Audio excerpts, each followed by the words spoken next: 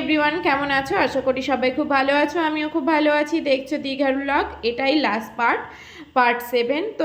তো এখন মোটামুটি ওই বিকেল 4:30 মতো বাজে, রেডি হয়ে নিয়েছি। এটাই আমার লাস্ট ড্রেস ছিল, তো সেটাই পরে নিয়েছি। এখন হোটেল থেকে চেক আউট করে আমরা বেরিয়ে যাব। তো প্রথমে যাব আমরা মোহনায়। তো এই যে আমি এবং আমার হাজব্যান্ড দুজনেই আমরা রেডি হয়ে গিয়েছি, এবং বাকি বৌদি এবং দাদা সবাই রেডি হয়ে গিয়েছে। আমরা সবাই নিচে চলে এসেছি। আর এই দেখো আমাদের ছোট্ট পুচু, সেও কিন্তু রেডি, কিন্তু ওর একদমই ভালো লাগছে না। ও কখন বাড়ি যাবে এটাই ও ভাবছিল, মানে ওর ভীষণই অস্বস্তি হচ্ছিল। তো আমরা এখন যাচ্ছি মোহনার উদ্দেশ্যে। তো আমরা এখন একটু পিছনে ছিলাম, এবং পরে আমি আবার সামনে চলে যাব, মানে গাড়ির। তো পেছনে থেকে আমি কিছুটা অংশ তোমাদের সঙ্গে শেয়ার করছি। মোহনার সামনে চলে এসেছি, যেহেতু আমরা প্রায় মোহনার কাছেই ছিলাম, তাই বেশি একটা টাইম লাগেনি। আর এটা হচ্ছে মোহনার হাট বাজার, মানে বাজার।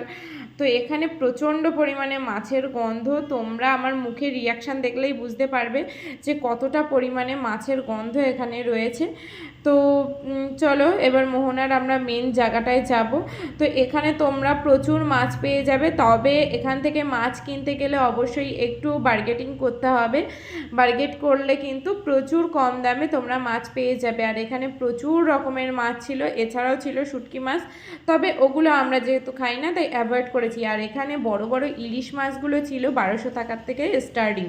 খুব ভালো এবং খুব সুন্দর ফ্রেশ মাছ আমি এখানে দেখলাম। এছাড়াও ছিল পমফ্রেট মাছ।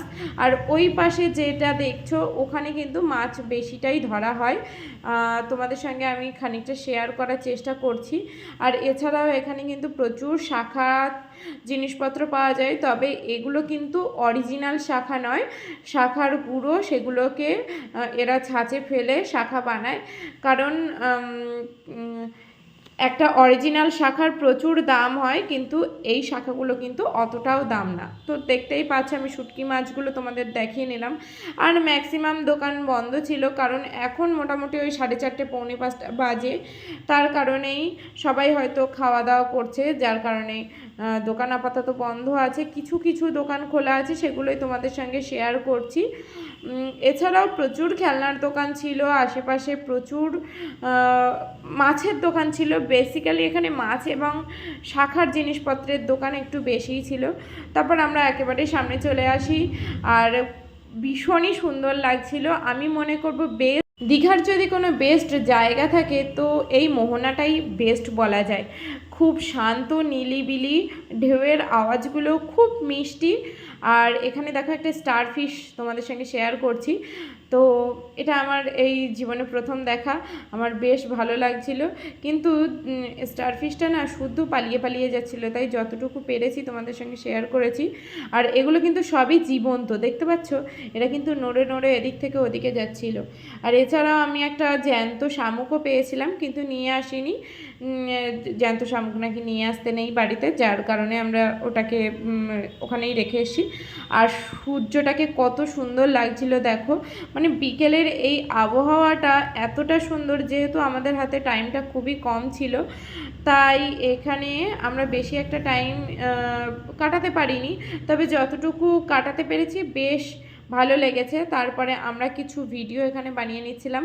এত সুন্দর ওয়েদার আর এত সুন্দর মুহূর্তটা কখনোই কেউ নষ্ট করতে চাইবে না। আর আমার এই ভিডিওগুলো ফেসবুক এবং ইউটিউব, ইনস্টাগ্রামে রাখা মানে সারা জীবন স্মৃতিচারণ করা। আর এগুলো দেখলে আমি পরে আমার মনকে আরও মানে ভালো বলতে পারবো যে না, আমি কিছু কিছু জায়গায় গিয়েছি যেগুলো আমি স্মরণীয় করে রাখতে পেরেছি। আর এরপরে আমাদের যে জার্নিটা তার একটা ভিডিও করে নিয়েছিলাম, মানে 2020 থেকে 2026। তো সেটার ভিডিও তোমরা রিলস ভিডিও দেখতে পাবে আমার দুটো চ্যানেলেই, মানে ইউটিউব চ্যানেল এবং বাকি যে চ্যানেলটা আছে দুটোতেই দেখতে পারবে। তো আমার তো বেশ ভালোই কাটলো দীঘা।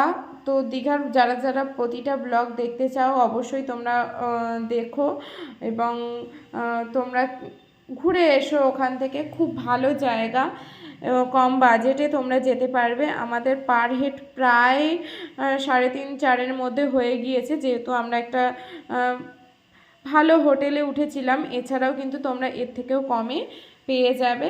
তো সবাই ভালো থেকো, সুস্থ থেকো।